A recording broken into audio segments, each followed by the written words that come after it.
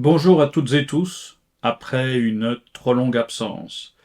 Je voudrais vous parler aujourd'hui d'un sujet pas très original, mais qui a connu un retour en force ces dernières années après son origine dans les années 70. Je veux parler des montres à bracelet intégré et en particulier d'une pièce dont j'ai fait l'acquisition récemment. Quand on évoque les bracelets intégrés, deux incontournables viennent immédiatement à l'esprit. L'Audemars Piguet Royal Oak 5402 de 1972 et la Patek Philippe 5711 Nautilus de 1976. Point commun de ces modèles novateurs pour leur époque, un véritable culte qui s'est développé et des valeurs à la revente qui sont à des niveaux stratosphériques. On peut parler de 50 000 à 150 000 euros, dollars, peu importe, mais des valeurs que je trouve moi-même disproportionnées par rapport à l'intérêt des pièces. D'un point de vue personnel, j'ai beaucoup plus de respect pour la Nautilus que la Royal Oak et qu'Audemars Piguet en général. En effet, cela fait plusieurs décennies qu'Audemars Piguet doit son succès public et financier à de multiples et diverses variantes de la Royal Oak d'origine, alors que Patek Philippe continue à produire de nouvelles pièces renouvelées dans leur esthétique, dans leur mouvement, et à se situer, je pense, un cran au-dessus au niveau de la haute horlogerie. Il en est une, par contre, d'une origine tout aussi noble, qui est un peu la mal-aimée ou la laissée pour compte, et qui a pourtant fait un très beau retour cette année, ou plutôt en 2023, à l'occasion de Watches and Wonders. Je veux parler de l'IWC Ingénieur 40 mm. Et j'aimerais me pencher avec vous un peu plus en détail sur cette pièce aujourd'hui sur Horloge Mécanique.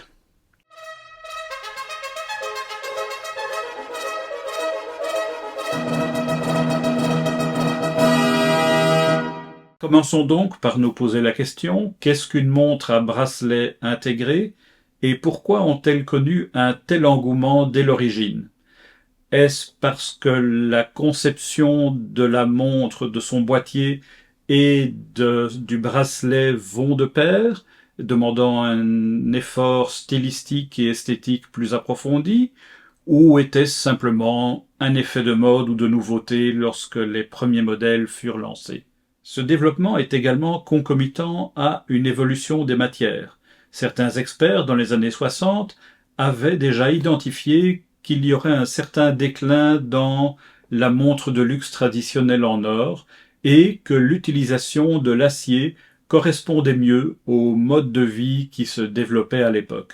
Ils avaient également avancé l'idée qu'une montre de luxe, voire de sport, en acier, pourrait aussi bien s'associer à un costume 3 pièces qu'à une tenue sportive et correspondait mieux aux aspirations et au mode de vie de l'homme moderne tel qu'envisagé à l'époque. Un de ces visionnaires était Georges Gollet, PDG d'Audemars Piguet depuis 1945. Introduisons ici Gérald Genta, figure légendaire de l'horlogerie suisse, qui avait 38 ans en 1970 lorsqu'il collaborait avec Audemars Piguet sur plusieurs projets de design.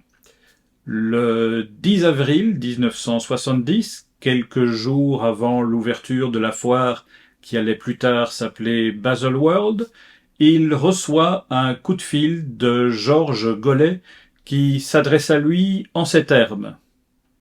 Monsieur Genta, nous avons une distribution qui nous demande une nouvelle montre en acier, mais qui n'existe pas. Vous avez jusqu'à demain matin pour produire un premier dessin. Genta n'en est pas à son coup d'essai. Outre la Constellation en 1959 pour Omega, il va développer donc la Royal Oak pour Audemars Piguet, Viendra ensuite la Nautilus pour Philippe Patek en 1976, la Pacha pour Cartier en 1985 et la Grande Sonnerie Rétro en 1994, une des montres les plus sophistiquées de l'histoire de l'horlogerie. Passons maintenant à l'IWC Ingénieur.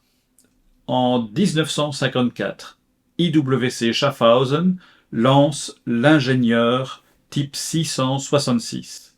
Sa caractéristique principale est d'être antimagnétique jusqu'à un niveau de 1000 Gauss, le mouvement étant protégé d'une cage de Faraday en fer doux.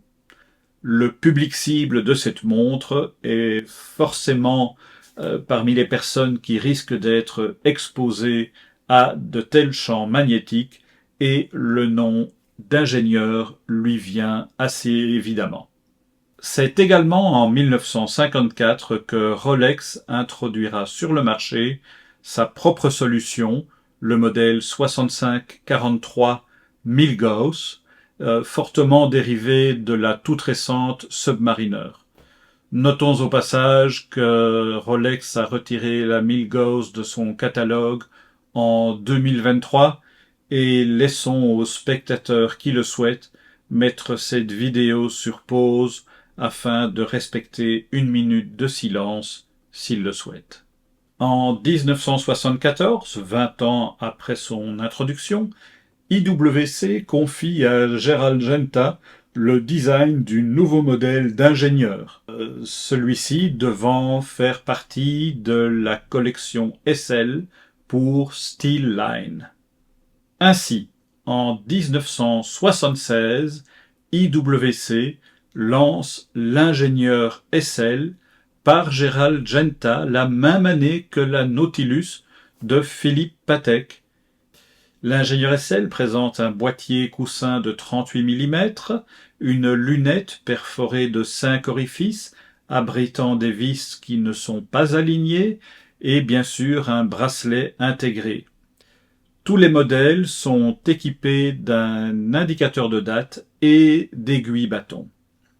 Au total, on estime la production de la SL à 5000 à 6000 pièces et elles ne sont donc pas monnaie courante. Est-ce en raison de son positionnement, d'un manque de continuité, peut-être au niveau esthétique, des matières ou des mouvements, mais bien que produite par Gerald Genta, l'ingénieur SL n'a pas connu le succès et le culte de la Royal Oak ou de la Nautilus dans les années qui suivirent. Est-ce la volonté de surfer sur le succès des montres à bracelet intégrés ou des tarifs stratosphériques atteints par certaines d'entre elles? Mais voici qu'en 2023, à l'occasion de Watches and Wonders, IWC relance une nouvelle interprétation, quelque peu rétro, mais de bon goût et assez sobre, de l'ingénieur en 40 mm de diamètre, qui a rencontré un certain succès d'estime. Comme on peut le constater dans la communication du lancement de cette nouvelle ingénieur 40 mm, IWC a fortement insisté sur la filiation avec le modèle SL d'origine. Plutôt que de partager avec vous des photos personnelles de qualité médiocre, je vous propose la vidéo de lancement d'IWC qui vous permettra d'admirer la finition ainsi que la philosophie générale du modèle. On y va. Born in an era marked by powerful design expressions, the Ingenieur SL, reference 1832, envisioned by the man who redefined the essence of luxury watchmaking, a masterpiece created by the most outstanding watch designer of all time. With his legendary stainless steel sports watches, Gerald Genta captured the forward-looking zeitgeist of the 1970s. This year, we revisit the bold aesthetic codes of Gerald Genta's design and combine them with superb ergonomics and high-quality finishing.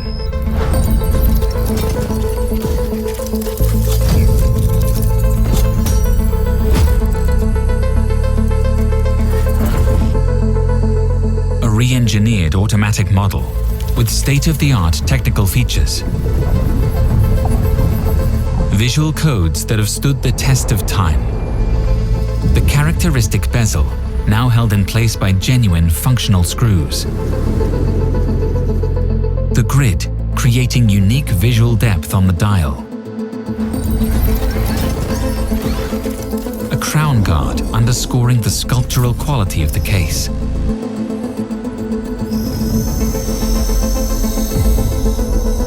And an integrated bracelet offering maximum wearing comfort. A watch that has been designed for superb ergonomics. With perfect case proportions and excellent wearability for all wrist sizes.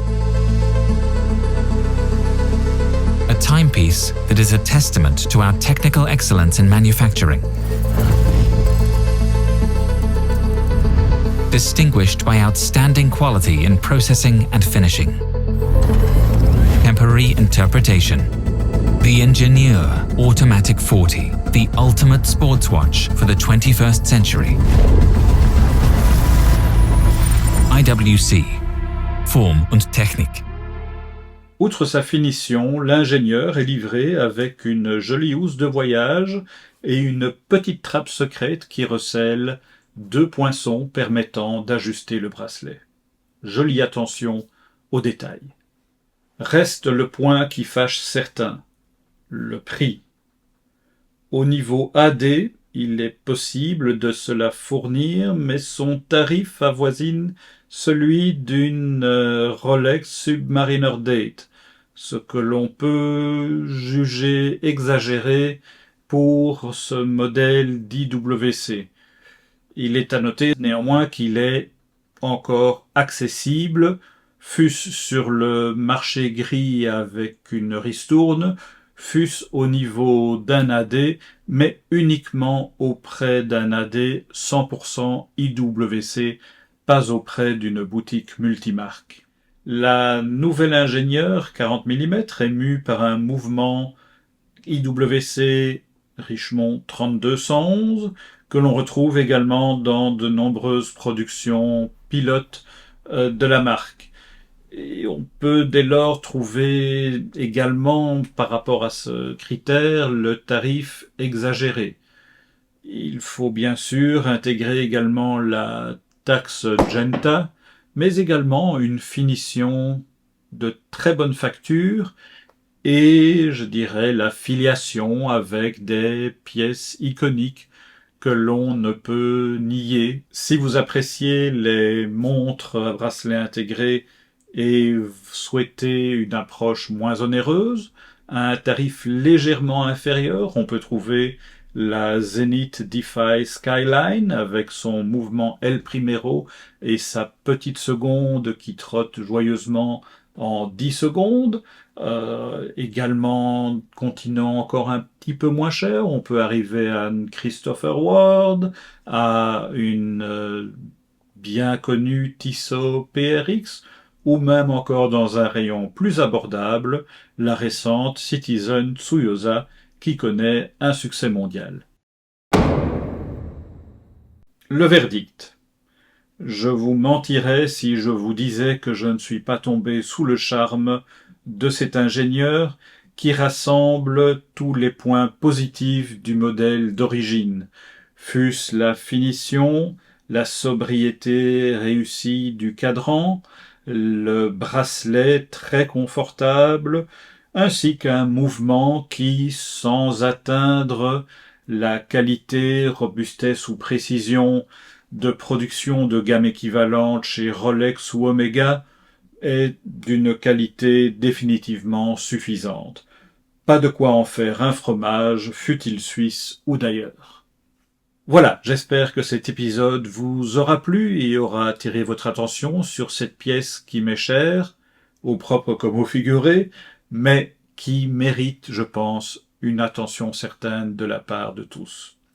J'en profite également pour vous signaler que nous venons de passer les 2000 souscripteurs à la chaîne et que je vous attends encore nombreux à nous rejoindre. N'oubliez pas de rajouter un petit pouce, de souscrire à la chaîne et de nous envoyer tous les commentaires que vous souhaitez, positifs ou négatifs, ou de suggestions de modèles à bracelet intégrés qui mériteraient également notre attention. Je vous laisse en compagnie de David Castello-Lopez et de sa chanson qui a connu beaucoup de succès lors des 2 dernières années, critiquant avec, je dirais, beaucoup d'humour les propriétaires de montres suisses onéreuses. Si les gens achètent des montres suisses, c'est pour une autre raison encore. C'est parce que les montres suisses, c'est typiquement ce que les économistes appellent un bien positionnel. C'est-à-dire un objet qui permet de dire au monde entier « Je possède des thunes, ouais. Je suis à l'aise financièrement, je ne me plains pas, non. Les affaires marchent en ce moment. » Ouais. Et du coup, j'achète des trucs. Et les gens voient que j'ai des trucs. Ils disent putain, il a des trucs. Moi aussi, je voudrais des trucs. Et du coup, je suis content.